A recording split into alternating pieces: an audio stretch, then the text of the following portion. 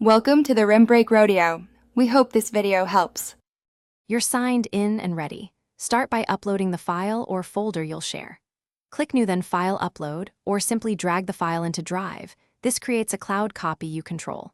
Once uploaded, make sure the item is named and placed in the right folder so access is easy to manage.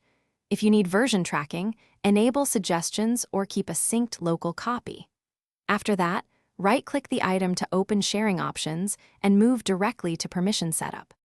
Open the share dialog and type specific people or get a link. You choose the scope. Select Viewer for read-only, Commenter for feedback, or Editor to allow edits.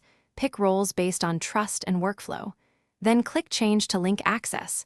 Restricted means only invited emails can open it. Anyone with the link is broader. Make sure to set expiration or disable downloads if needed.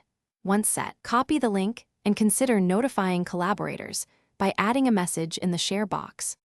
You're almost done. Send invites or paste the copied link where your collaborators work.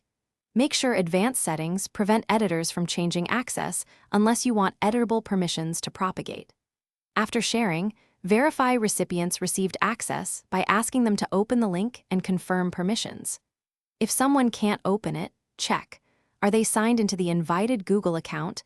Is the file owned by your organization with restricted sharing? Or did you use a restricted link? Changing the link to anyone with the link often resolves access failures. Thanks for watching. Consider subscribing if we helped you.